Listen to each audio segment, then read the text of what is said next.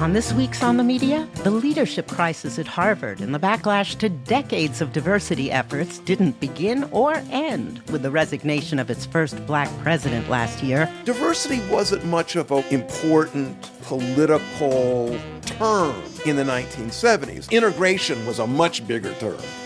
Nobody was buying stock in diversity. There is no racially blind method of selection, which will enroll today more than a trickle of minority students in the nation's colleges. I refer, in my opinion, to the Harvard admissions program as one example of how race properly, in my opinion, may be taken into account. True free speech has been curtailed on many campuses, and conservative voices have been shouted down. We have to honestly and aggressively attack the universities in this country.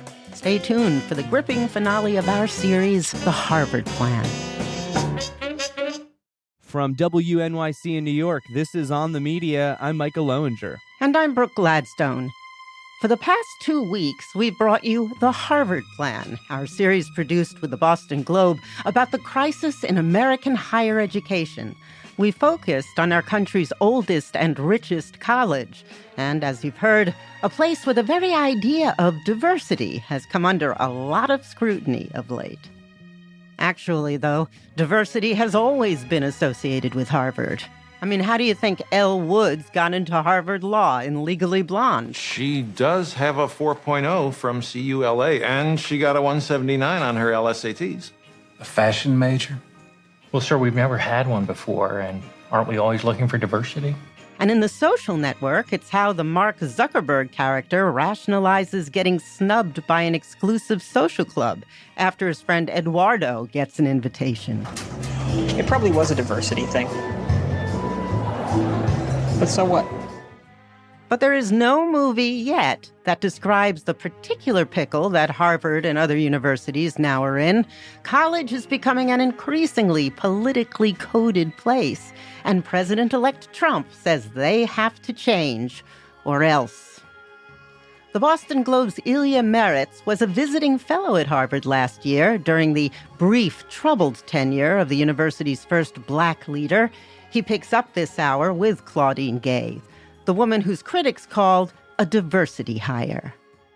The brutal takedown of Harvard's first and only black president seemed to register very little on the Harvard campus. This surprised me. It happened during winter break. Sure, people were away. When they came back, I expected to see posters for assemblies and talks about what it all meant. I waited, and nothing happened. I started to feel like a house guest in one of those families where they don't discuss uncomfortable things. I wondered what it must feel like to be Claudine Gay. On taking office, she had moved herself and her family into the grand mansion where Harvard presidents live. As a political scientist, she must have been delighted by the fact that it was once the home of Elbridge Gerry, the founding father who gave us the term gerrymandering. But within months, Gay was moving again, back out of the mansion. One day last April, I noticed Gay's name on the signboard outside Memorial Church. She would be speaking there, so I went. Welcome to the Appleton Chapel of our Memorial Church for our daily service of morning prayers. People arrived in ones and twos until there were about 70 of us seated in two banks of pews facing each other. Sunlight streamed in through the east windows. Our speaker this morning is Claudine Gay, the Wilbert A. Collett Professor of Government and of African and African American Studies and former president of Harvard University. Then, a diminutive woman in those recognizable chunky glasses rose to the lectern. Good morning. Good morning. She told a story. When my mother emigrated from Haiti to the United States, she came as a live-in nanny for a family here in the Boston area. The agreement with her and with the agency that had placed her was that the family would help her enroll in English language courses as the first step in her journey to college and eventually to a nursing career. Claudette Gay, Claudine's mother, was quickly disappointed. Her household responsibilities grew and grew until the job came to feel like indentured servitude. There were no English classes. She felt trapped, but she wasn't stuck. She quietly began making weekly trips to the post office, each time sending off a small package small enough to fit in her purse, to an address in Brooklyn where an older sister lived. One day, Claudette walked out of the house and got on a Greyhound bus to New York. Years later, she would tell this story to her daughter Claudine. What I heard was an epic adventure story, and it elicited in me a mix of pride at my mother's ingenuity and envy that my own life was devoid of drama. Ha. Gay said she realizes now that her mother told this story less as entertainment than as evidence, what a person will do when circumstances become intolerable. Though mind and body may feel unsettled by change, the soul delights in the act of starting over, even when the destination is not clear. One day, I imagine, Claudine Gay's portrait will hang on a wall someplace at Harvard. People will walk by, maybe stop and wonder who she was and why she was in the job for not even one full year. I've been puzzling over this since I watched her flame out. What did it all mean? I have come up with two answers to that question, and I'm going to give you both of these answers in this episode. The second answer, which we'll get to a little later this hour, is all about the present political moment. Polarization, social media, and the Trump-Vance administration's plans to attack universities. Their words, not mine. The first answer has to do with the long and surprising history of a very potent, very American concept, one that was developed at Harvard and spread to the world: diversity. So let's start there. When Claudine Gay was announced as Harvard's next president, there was grumbling because she hadn't published many articles or a book. This observation goes hand in hand with a belief I also heard as I reported this story, that Gay was a diversity hire. People who know Claudine Gay professionally as a colleague describe her with words like thoughtful, intelligent, and good listener. She was low-key, low drama. And you could argue that those qualities made her not the best pick for this moment in time. Still, a black woman was made president of Harvard University. Randall Kennedy is a professor at Harvard Law School. He's written many books on race and the law. Now, I'm sorry that her tenure was so short and that it was cut off in such a terrible way, but I don't think it should be forgotten that a black woman was president of the most famous university in the United States.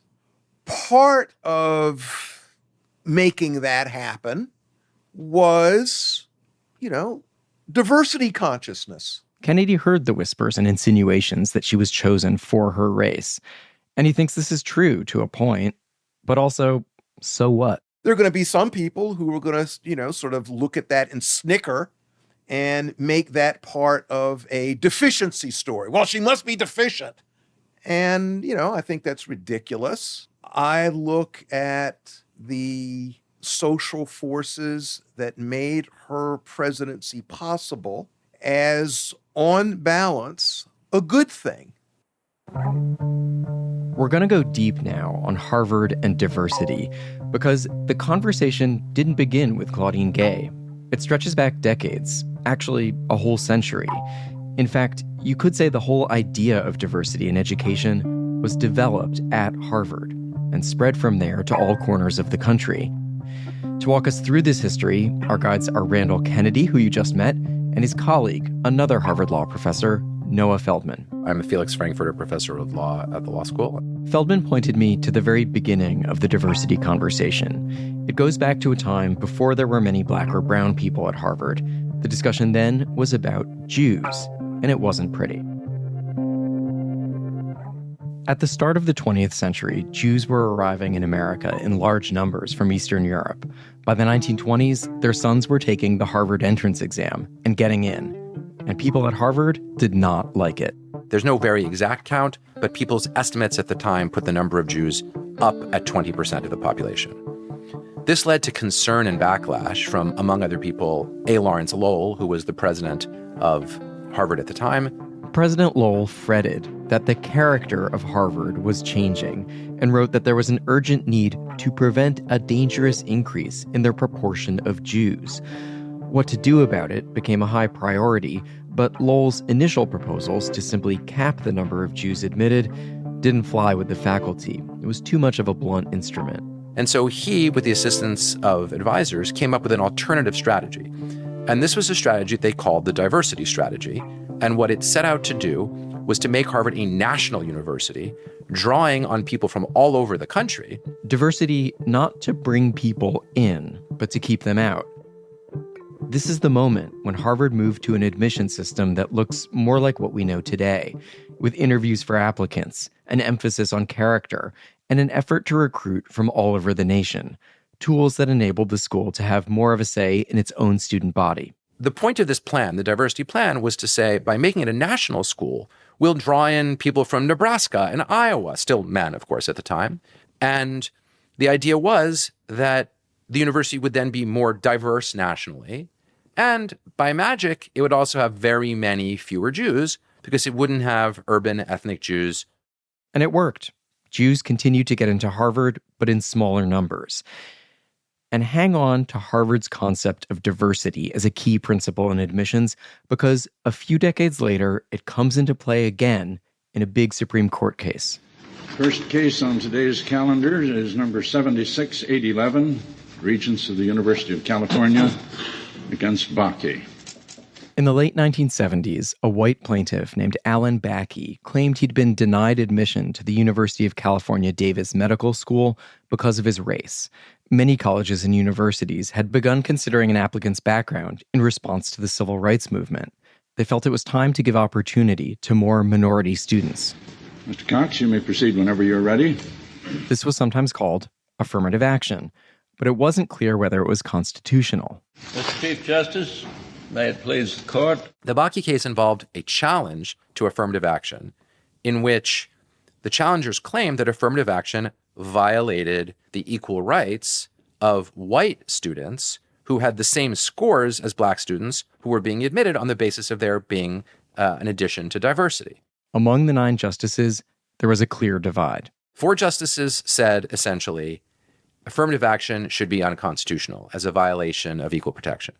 4 justices said affirmative action should be perfectly constitutional because we have a history of racial exclusion and discrimination in the United States, and admitting students to remediate that history of discrimination is totally legitimate and doesn't violate equal protection. That left one swing justice, Lewis Powell, a white Virginian and Harvard law grad, class of 32. Powell was not ready to go with the 4 justices who supported affirmative action on the grounds of history, but he was also unwilling to close the door on the notion that the applicant's personal background could play some kind of role. He found a middle way in arguments made by Harvard, specifically by a slow-talking patrician Harvard law professor who was a bit of a legend. Certainly the objective of improving education through greater diversity. His name was Archibald Cox. Here he is arguing for Harvard at the Supreme Court. There is no racially blind method of selection which will enroll today more than a trickle of minority students in the nation's colleges and professions. Randall Kennedy got to know Cox when Kennedy joined Harvard Law School in 1984, fresh from clerking for Justice Thurgood Marshall. There hadn't been many black people on the faculty, and Cox took an interest in his young colleague. You can tell just from the tenor of my voice, I remember him with tremendous fondness and respect and admiration. If he was being portrayed in a movie, the directions would say, you want a person who looks like a Boston Brahmin. Cox was partial to bow ties and semi-rimless readers, but what he was famous for was being fired by President Nixon. Just a few years earlier, Cox was a special prosecutor investigating Watergate. He had refused to drop a subpoena for recordings Nixon secretly made of his own conversations in the White House, and he was canned. That gave Cox a particular kind of gravitas as he went before the Supreme Court and sketched Harvard's idealistic vision for higher education as a vehicle for social advancement open to all. So that they, other younger boys and girls, may see, yes, it is possible for a black to go to University of Minnesota or to go to Harvard or Yale. I know Johnny down the street, and I know Sammy's father. He became a lawyer, and John's father became a doctor. This is essential if we are ever going to give true equality in a factual sense to people. And what Archibald Cox says was, the community that we want to facilitate is a community in which individuals come here, they're selected to come here, and a lot of the learning comes from, people learning from one another. Well, for people to learn from one another, won't that happen best if there is some degree of curated difference? It's not about repairing past wrongs, but about who's in the classroom. At that time, there was something novel about this idea. Diversity wasn't much of an important political, cultural term in the 1970s. There were other terms. Integration was a much bigger term. Diversity, nobody was buying stock in diversity. But then in the 70s, the 80s, the 90s, into the 2000s, diversity becomes more and more and more influential as an idea. Thanks in large part to the U.S. Supreme Court. Mr. Justice Powell will announce the judgment of the court. There is no opinion of the court supported by a majority. Justice Powell's one-man opinion carried the day. And in that opinion, Powell said diversity is the rationale that justifies affirmative action, not remediating past discrimination, but having a diverse class. Again, Noah Feldman. One justice, Justice Lewis Powell, wrote a narrow opinion only for himself that became the law because it was the narrowest opinion upholding affirmative action. A majority of one. Although the University of California was the school whose policies were being challenged, it was Harvard and law professor Archibald Cox who supplied the blueprint for race-conscious admissions to Justice Powell. Here's Powell at the Supreme Court. I refer, in my opinion, to the Harvard admissions program as one example of how race, properly, in my opinion, may be taken into account. Sometimes also called the Harvard Plan. I will quote briefly from the description of the Harvard program, a copy of which is in the appendix to my opinion. And here I quote in substance, the committee, the admissions committee, has not set target quotas for the number of blacks or musicians, football players, physicists. So in that moment in 1978, Harvard's diversity admission policy became the law of the land. The difference it made is still much debated, but either way, universities adopted this approach. Student bodies did become more diverse. In 1991, Barack Obama graduated from Harvard Law. In time, corporate America embraced diversity. You can see diversity on TV and in movies and panel discussions. It's so everywhere, you notice when it's missing. Again, Randall Kennedy. The diversity rationale says, actually, the people that we are selecting are bringing something very special and very good to the table. I think this may be the very first time in the history of the United States in which a policy, a racial policy, actually valorized people of color. Diversity doesn't dwell on history. It's inclusive. And so everyone, the whole community is going to be uplifted through diversity. At least in theory, everybody, gets a role in the show. But in higher education specifically, affirmative action has always had its critics. In 2022, the Supreme Court heard a major challenge to considering race in college admissions. The plaintiffs said that, like Jews decades earlier, Asian Americans had become too successful for some people's comfort. Race-based affirmative action was used to keep their numbers down. The defendants were the University of North Carolina, a public institution, and Harvard. Noah Feldman says that was no accident. You didn't need Harvard, which is a private university. They added Harvard to that same case because they wanted the oomph of being able to say diversity came from Harvard, diversity was bad from the start.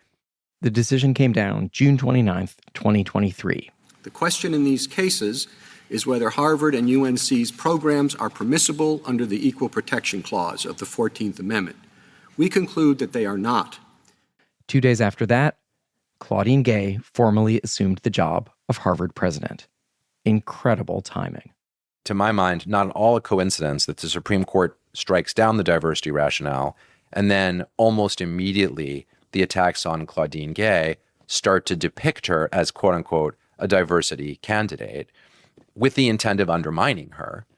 For critics of diversity, depicting a president who was already in a lot of trouble as a diversity candidate was a way of weakening diversity as a cultural category that can be used positively for anybody else in the future. Diversity is on the ropes, and race-based affirmative action is legally dead. So, what now?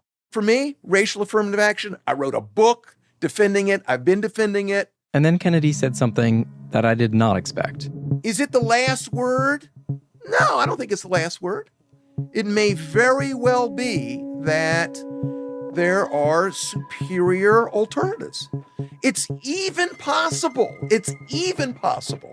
that the Supreme Court of the United States decision, which I don't like, it's possible that that decision will lead to better policies in the future. Life is just complicated like that.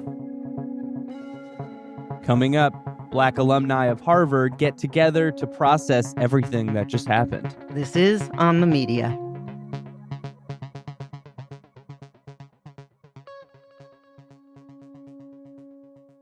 This is On the Media. I'm Michael Lowinger. And I'm Brooke Gladstone. We're back with the Harvard Plan, our collaboration with the Boston Globe.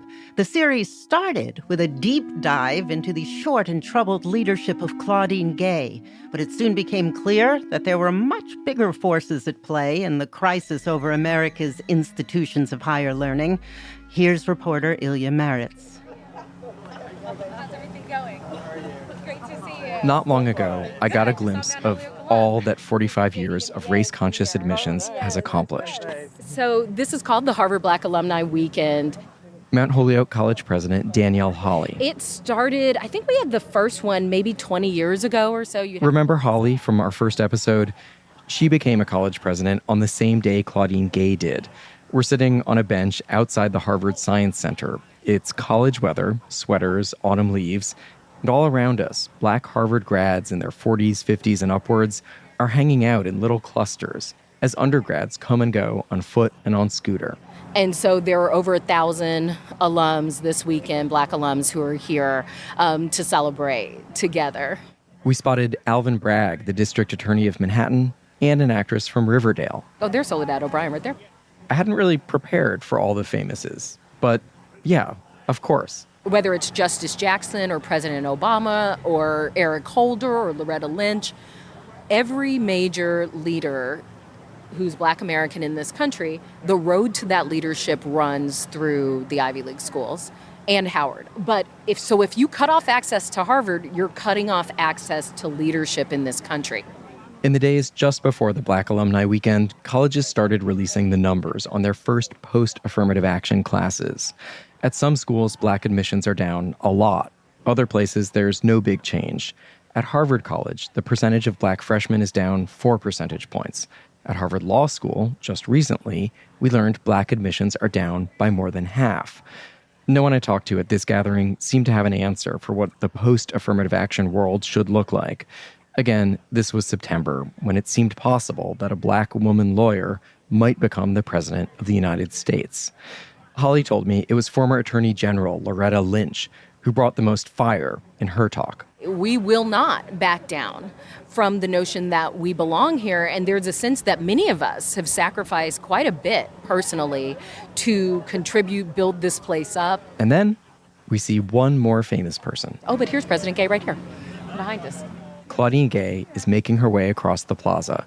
People keep stopping her, wanting to talk. She's wearing crimson flats and a very colorful dress. Holly and I sort of hover nearby, waiting for an opening. Okay. Holly wants a selfie. I just want to introduce myself. Say hi, I'm Ilya from the Globe. Oh, hi. In person, Gay is warm and relaxed. Here, this weekend, she's been celebrated. While I stand just a little to the side, the women kibitz. I notice they're now holding hands, swinging their arms. would love to have you come to Mount Holyoke. Yeah. We would next year. Absolutely. I'm on sabbatical. I know you're on sabbatical. Yeah. I'm like, Yeah. but whenever, and it doesn't even have to be, but like whenever. Yeah. Yes, we started on the same day. I know. Yes. Yes. So we would. And you were at the we were at the new presidents together. Yeah. Oh Yeah. I remember. After Gay moved on, Danielle Hawley told me she had expected this weekend to be something like a reckoning or a family conversation. It hasn't been that at all. I think it's really been more about, wow, look what this community has been able to do. And look what the institution for years believed was important for it to do. And I think the question is, does the institution still believe that? There is a movement in the opposite direction, to take the Supreme Court's decision and the DEI backlash and decisively lock racial diversity out of the university's goals. And it's gaining ground. I want to reintroduce someone we met in the first episode of this series, Sam Lessin, Harvard College class of 05, California venture capitalist, friend of Mark Zuckerberg's. I'm a stereotypical Silicon Valley guy. Lessin is the one who used to defend Harvard when his friends complained about trigger warnings and political correctness. He had an awakening after Hamas attacked Israel. I'm the one who's wrong here, and that sucks. If you think of Bill Ackman or Chris Rufo as the clean-cut Harvard grads who fanned the flames of outrage... Does Harvard value veritas or truth, or does Harvard value DEI? And True free speech has been curtailed on many campuses, and conservative voices have been shouted down. Lessin shares some of their views, but his approach is different. There's a lot I respect about Bill Ackman, a lot of the good I think he's done. But I also think, from a purely political, how do you fix things perspective, there's a difference between the aggressive yell at things versus give people paths forward, right? And so I think that's like the interesting balance to play in terms of saying, no, I want substantive change and revival. I don't want to just be mad. Lessin takes meetings from a standing desk at home. He has the kind of just rolled out of bed hair some people would pay a lot of money for. And he's running a marathon, not a sprint. We checked in a bunch of times while I was working on this series. He has a plan. He's been circulating a 97-page slide deck about how Harvard should change. There's a weekly newsletter with 20,000 subscribers and counting. Lessin is talking with donors about how they can leverage their dollars for accountability. We believe the school needs to refocus on academic excellence, improving governance, real free speech and free inquiry. Like, there's a bunch of themes we have. Notice diversity is not one of the core values. Lessin thinks it's a mistake to try to solve bigger social problems through university admissions policies. He's okay with what the Supreme Court did. More than okay. I actually believe this was the right decision, right? Which is, how can we as a society say that it should matter, what the color of your skin is in terms of who gets into college? That's crazy, right? By the way, Lessin's father and sister went to Harvard too. I asked him about that. He told me doing away with legacy admissions is, quote, a valid conversation.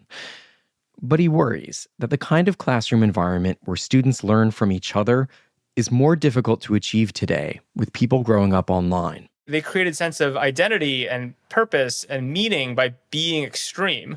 And you say, oh, now we want you to go to college, and we want you to be in a diverse community and work with all these people that you're not going to agree with completely. And they all come in like atoms just bouncing off of each other. You're supposed to learn from people you don't agree with. It's just like, it's oil and water, right, is what's going on.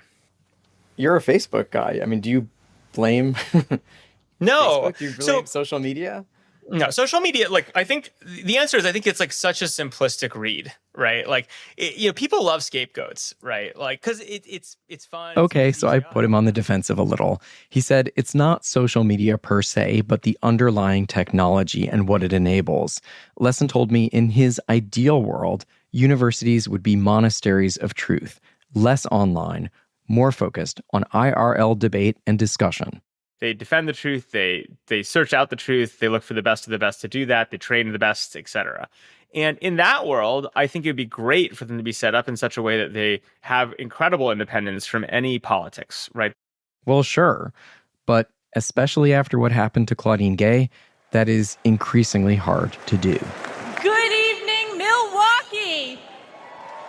Representative Elise Stefanik, the tormentor of college presidents, took a victory lap in primetime at the Republican National Convention last summer. Who saw that congressional congressional hearing with the college presidents of so-called elite universities. As if to declare, yeah, college is political now. Suck it up. Oh, wait, they are former presidents. This year, Republicans campaigned against universities. It is a big change. They used to talk about making college more accessible. Now they're saying college itself is bad. The time has come to reclaim our once great educational institutions from the radical left. And this little nugget from then candidate Donald Trump made Hillary Burns, the Globe's higher education reporter, sit up straight. Our secret weapon will be the college accreditation system. Accreditation, a secret weapon. No one knows what accreditors do or what they are, and they certainly have never been the topic of a political campaign. So I think it has everyone on edge. Accreditor is this totally obscure job. You really only pay attention to the accreditor when a college closes. That's where you get the alert from, the accreditor. Accreditors come under the oversight of the Department of Education.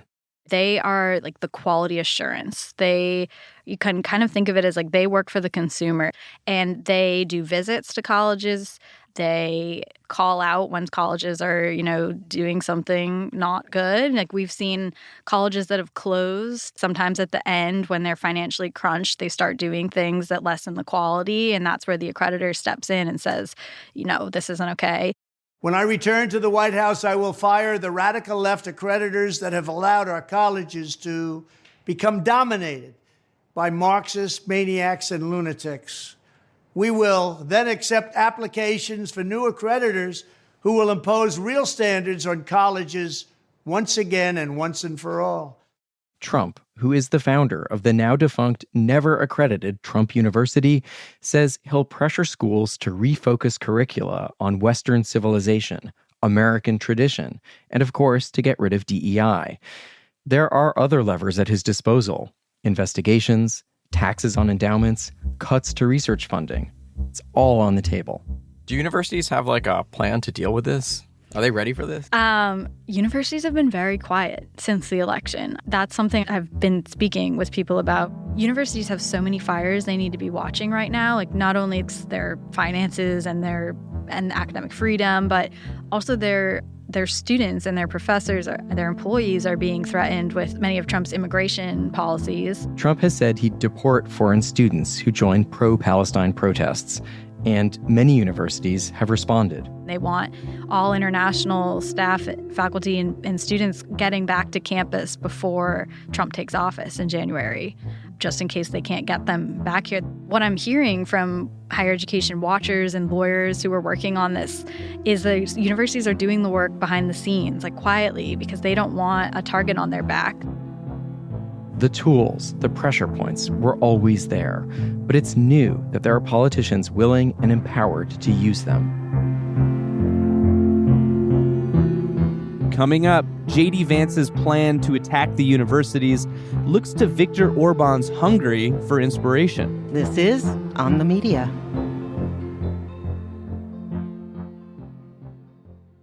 This is On the Media. I'm Brooke Gladstone. And I'm Michael Lowinger. We're back with the final part of the Harvard Plan, our collaboration with the Boston Globe, looking at the growing battles over American universities.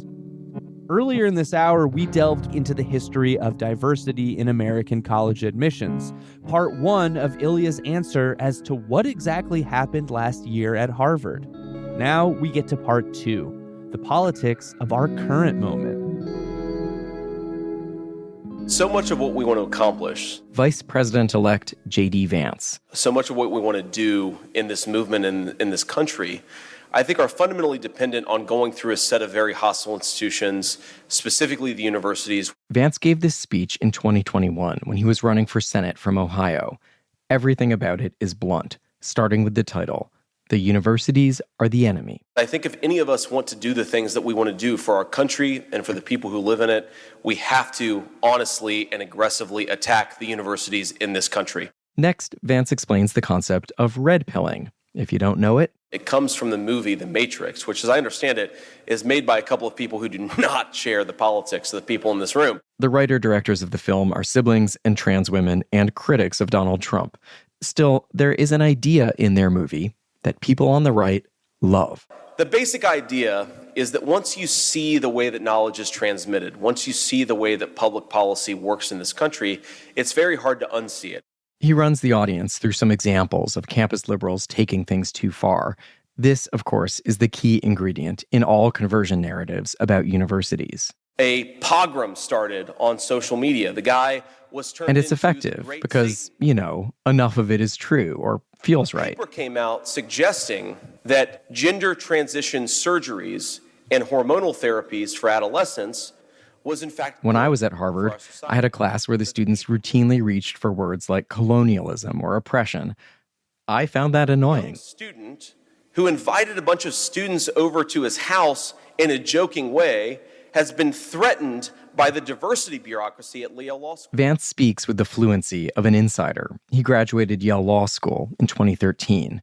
I really want to end this on an inspirational note. I'm including the end of his speech because it contains this weird historical coda. Vance says he looked for a quote from scripture or from history. And the person whose quote I ultimately had to land on was the great prophet and statesman Richard Milhouse Nixon. Vance releases a little smile, and his eyes sweep the room, as if to say, "Are you ready for the mic drop?" There was a wisdom in what Richard Nixon said approximately 40, 50 years ago. He said, and I quote, "The professors are the enemy." The end. The professors are the enemy. I want to underline what a choice this is. President Nixon said those words not in public, not in a speech, but in a secret recording made in the Oval Office in 1972, right after he won a landslide re-election.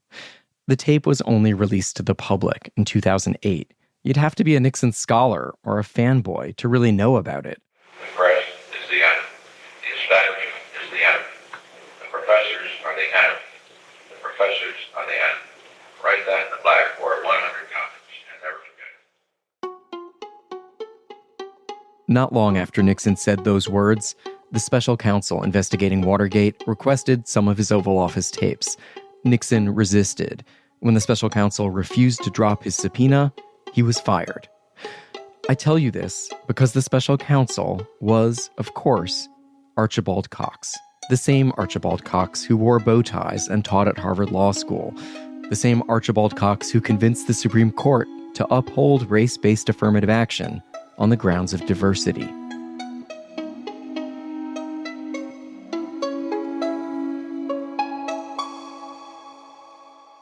I want to ask you about some of the things you've said about American universities. I know you've been very critical of them.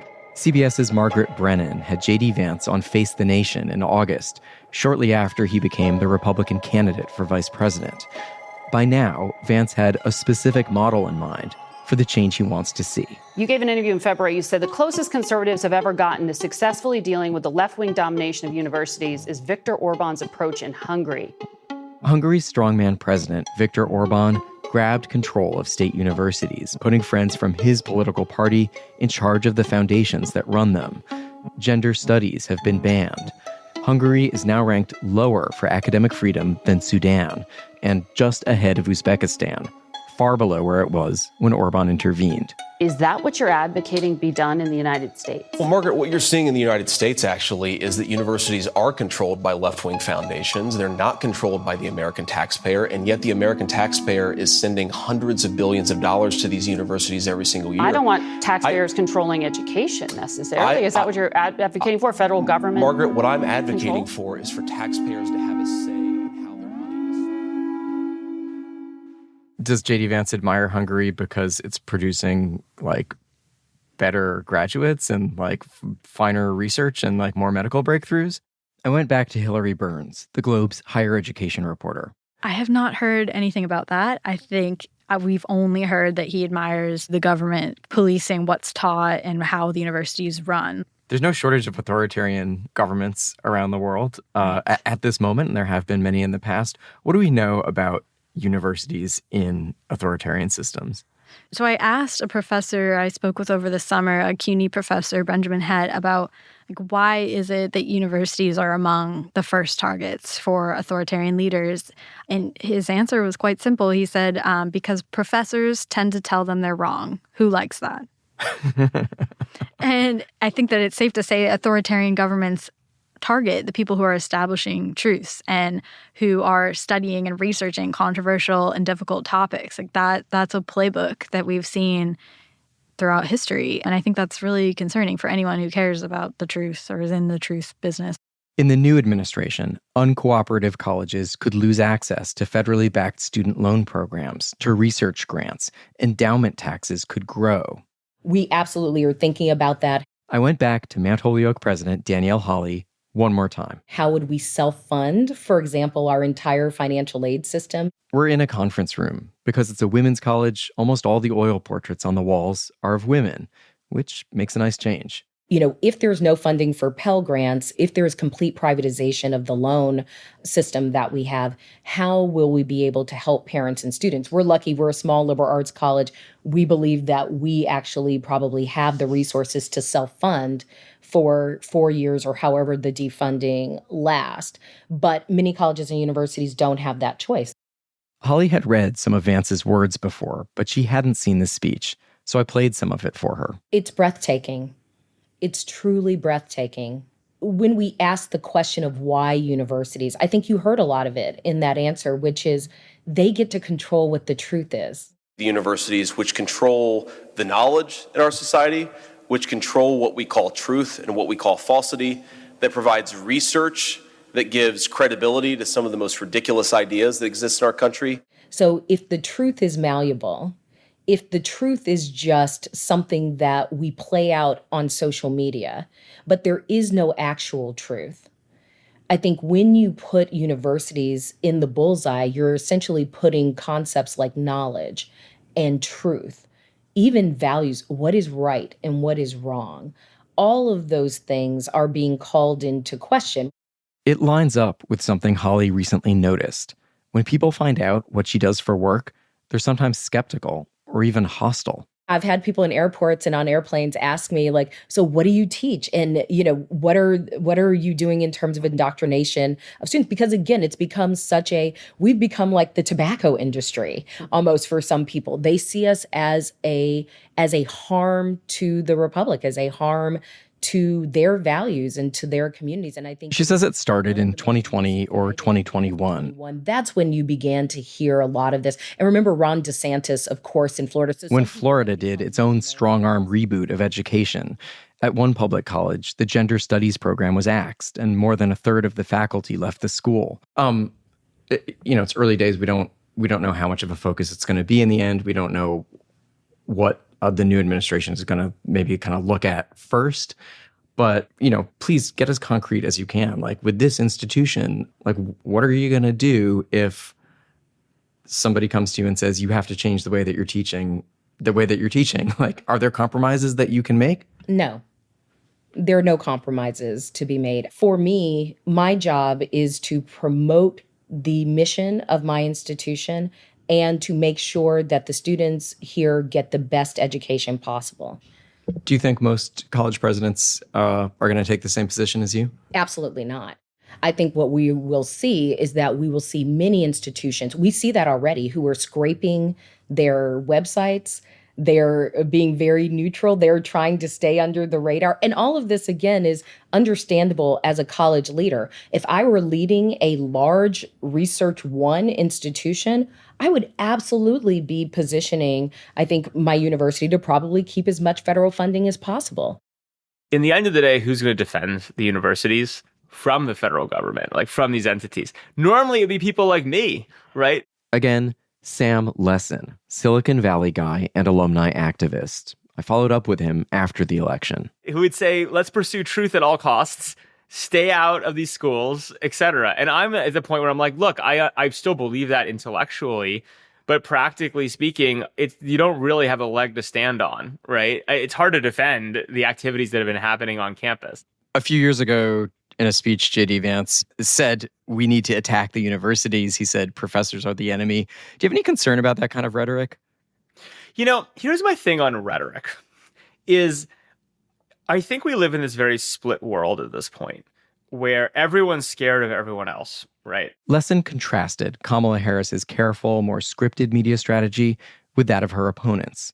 People make fun of Trump for spitballing live for hours. It's actually a very reasonable strategy. Before landing on what he thinks of Vance's words. Yeah, that's a little intense. Is it completely wrong? Like, are there some crazy liberal professors who are using the brands they're associated with as a political platform and are not pursuing truth? Yes, that is definitely true, right? Again, I does it scare me? As a one-off, sure, if you plucked it out and said this is his one point of platform, it's not great. But I don't think it's completely unreasonable in a spitballing sense. And I think people need to give some grace, right, to this different communication strategy. In Sam Lesson's world, J.D. Vance gets grace, but universities don't. They are under obligation to police their students, their professors and administrators, to police themselves, or risk being on the wrong side of the government. Harvard's new president, Alan Garber, has told faculty he's worried. The Republican talk about significant increases in endowment taxes, quote, keeps me up at night, the Harvard Crimson reported him as saying. Harvard has recently made some changes that may help it with the incoming administration. It did away with diversity statements for applicants to join the Faculty of Arts and Sciences. It adopted a policy on institutional voice, similar to Danielle Hawley's Statement on Statements.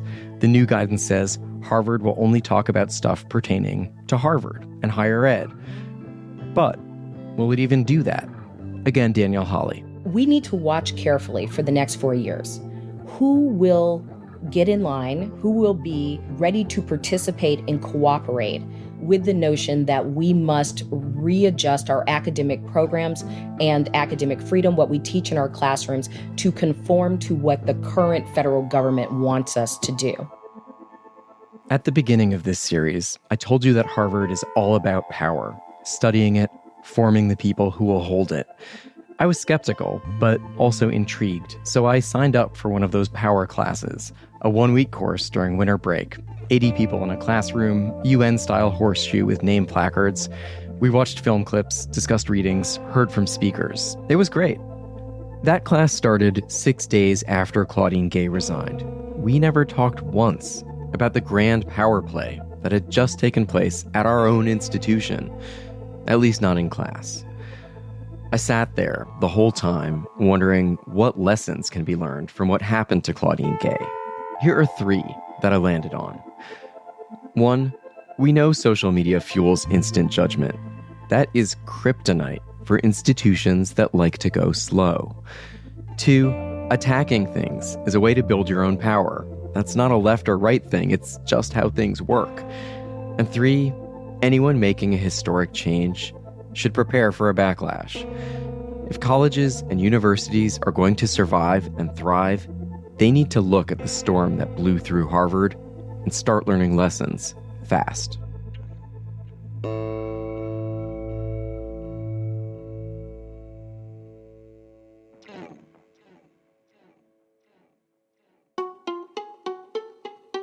A lot of people helped me to make this series. This list is incomplete, but it includes Anne-Marie Lipinski and everyone at the Nieman Foundation, my 2024 Nieman Fellows and affiliates, including Denise and Mike Chetta, and Andrea Patino-Contreras and Will Moose. Also, Ian Koss and Kelsey Tasowski, Jed Willard, Rebecca Lavoie. Many professors, administrators, alumni, and others at Harvard who were patient with their time and generous with their knowledge. The Harvard Crimson for its excellent reporting. And at the Boston Globe, special thanks to Mike Damiano, Shirley Leung, Deirdre Fernandez, Adrian Walker, Aidan Ryan, Hillary Burns, Andrew Ryan, Jen Peter, and Nancy Barnes. The Harvard Plan is a collaboration with the Boston Globe. The production team includes me, Jasmine Aguilera, Emily Botine, Regina DeHeer, Jared Paul, and the Globe's head of audio, Kristen Nelson.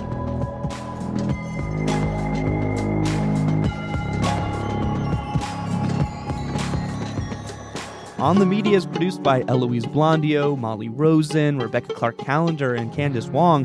Our technical director is Jennifer Munson. Our engineer is Brendan Dalton. Eloise Blondio is our senior producer, and our executive producer is Katya Rogers. On the Media is a production of WNYC Studios. I'm Brooke Gladstone. And I'm Micah Loewinger.